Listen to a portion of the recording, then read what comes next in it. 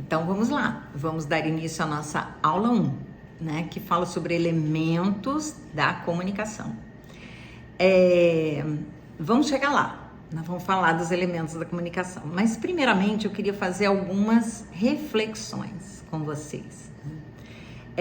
Existe uma confusão às vezes muito grande entre o que é língua e o que é linguagem, tá? Então, a linguagem, ela pode ser verbal, não verbal, mas ela é todo o sistema de sinais convencionais que nos permitem, né, realizar atos de comunicação. Esses que são muito caros, que são, né, atos de comunicação que são nossa ferramenta de trabalho, minha como professora, de vocês como, né, como RH, enfim, né? A comunicação ela é a base de tudo. Tá? Então vamos lá, a linguagem ela pode ser verbal, né? Então eu tenho a linguagem verbal, né? Eu tenho praticamente os sinais são as palavras, né?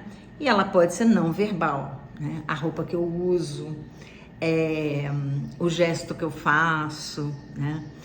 A comunicação então, e a língua não, a língua é um dos sinais, né? A comunicação é um processo que envolve a troca de informações e utiliza sistemas simbólicos para isso, né? Como suporte, tá? A língua, não. A língua é um sistema de códigos linguísticos, né? Utilizados por um grupo social. Então, e a fala, né? É outro uso particular que o indivíduo faz. Então, linguagem, língua, fala, né, tem essas diferenças para a gente, né, não deixar ir para frente confundir. E o que a gente chama, né, de elementos da comunicação, tá? Que vão envolver, né, os elementos de comunicação, eles envolvem esse todo, que é a linguagem, tá? Então vamos lá, eu tenho primeiro o emissor, que emite a mensagem, o receptor, o receptor que recebe a mensagem. Esse emissor, ele pode também ser chamado de diferentes maneiras, como remetente, o receptor como destinatário, enfim. É só uma diferença de língua, tá? De vocábulo, tá? Não do processo em si.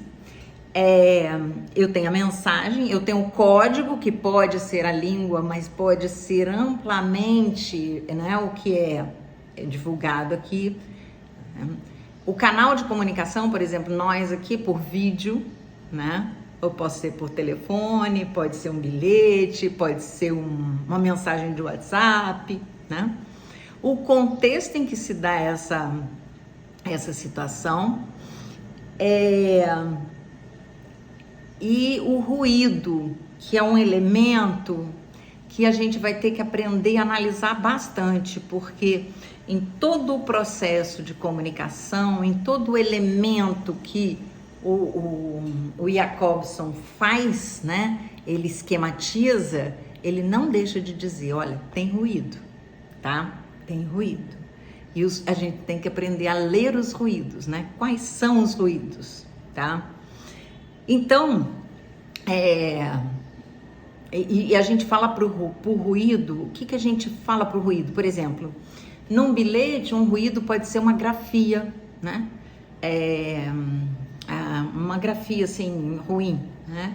Você tá com uma receita médica e lá você não consegue comprar, né? Uma vez por outra isso acontece, você não consegue comprar o remédio porque o farmacêutico não entende, né, a letra do médico. Então, eu tenho um ruído aí, né, importantíssimo que eu tenho que analisar, tá?